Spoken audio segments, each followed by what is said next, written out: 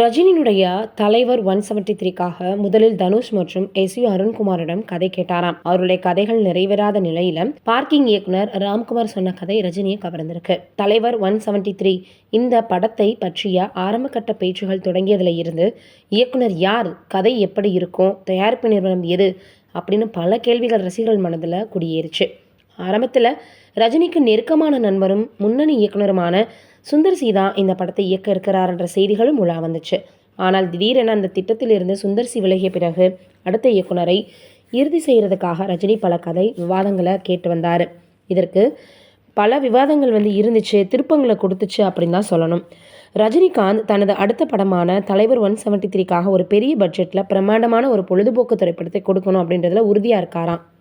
இதற்காக தனது நீண்ட கால நண்பரும் கமர்ஷியல் படங்களை எடுக்கிறதுல வல்லவருமான சுந்தர் சியிடம் கதையை கேட்டு வந்தார். சுந்தர் சி ரஜினிக்காக ஒரு கதை தயார் செய்திருந்தார். இருவரும் இணைந்து ஒரு படத்தில் பணிபுரியும் வாய்ப்பும் ரொம்பவே கொஞ்சம் சான்ஸ் இருந்ததுன்னு தான் சொல்லணும். ஆனால் சில தவிர்க்க முடியாத காரணத்தால் சுந்தர் சி இந்த திட்டத்திலிருந்து விலகிட்டார். படத்தினுடைய பட்ஜெட், காலக்கெடு அல்லது கதையின் கோணம்னு ஏதோ ஒன்று இருவருக்கும் இடையே சரியாக வரலை. இந்த கூட்டணி கைகூடலை. சுந்தர் சி விலகிய செய்தி ரசிகர்களுக்கு ஒருவித ஏமாற்றத்தை கொடுத்தாலும் அடுத்த இயக்குனர் யாருன்ற எதிர்பார்ப்பும் இருந்துச்சு.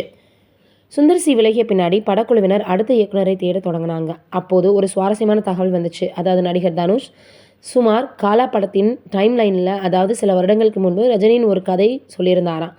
அந்த சமயத்தில் ரஜினி மற்ற படங்களில் பிஸியாக இருந்ததால் அந்த கதை அப்போது படமாக உருவாகலை. தலைவர் 173 படத்திற்காக படக்குழு அந்த பழைய கதையை நினைவு கூர்ந்து தனுஷை மீண்டும் அணுகியிருக்காங்க. தனுஷும் இயக்குனராகவும் கதையாசிரியராகவும் நிரூபிக்கப்பட்டவன்றதுனால அவர் ரஜினிக்காக வைத்திருந்த அந்த கதை படக்குழுவினருக்கு ஒரு நல்ல தேர்வாக இருந்துச்சான். தனுஷிடம் கதை இருந்த போதிலும் இந்த திட்டம் உடனடியாக கைகூடாது அப்படின்றதுனால 2 முக்கியமான காரணங்கள் சொல்லப்படுது. முதலாவது, தனுஷ் தற்போது பல பெரிய படங்களில் பிஸியாக இருக்கார். அவருடைய கைவசம் ஏற்கனவே பல படங்கள் இயக்குனராகவும் நடிகராகவும் இருக்குது.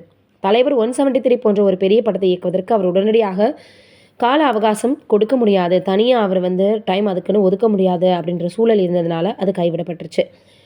அதற்கப்புறம் இரண்டாவதாக சூப்பர் ஸ்டார் ரஜினிகாந்திற்கும் தனுஷுக்கும் இடையே தற்போது ஒரு இணக்கமான மற்றும் சமூகமான சூழல் இல்லைன்றதும் கிசுகிசுக்கப்படுது. தனிப்பட்ட உறவில் ஏற்பட்ட சில காரணங்களால் இந்த நேரத்தில் இருவரும் இணைந்து ஒரு திரைப்படத்தை உருவாக்குவது அப்படின்றது கொஞ்சம் டிஃபிகல்ட்டான ஒரு விஷயம்தான். அடுத்ததாக தனுஷ் திட்டம் கைகூடாத நிலையில் படக்குழுவினர் அடுத்த இளம் மற்றும் திறமையான இயக்குனரை தேடியிருக்காங்க. அப்போது வீரதீர சூரன் இயக்கிய இயக்குனர் அருண்குமார் ரஜினியை காண்டாக்ட் பண்ணியிருக்காங்க.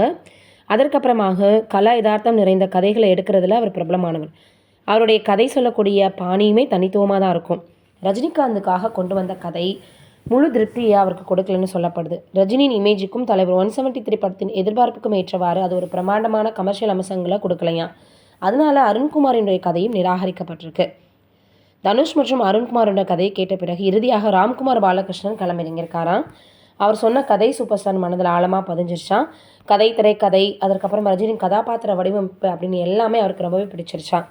அதனால இப்போ அடுத்ததாக ராம்குமார் பாலகிருஷ்ணன் தான் தலைவர் 173 அப்படின்ற படத்தினுடைய இயக்குனராக உறுதி செய்யப்பட்டிருக்காருன்ற தகவல் வெளியாகியிருக்குது.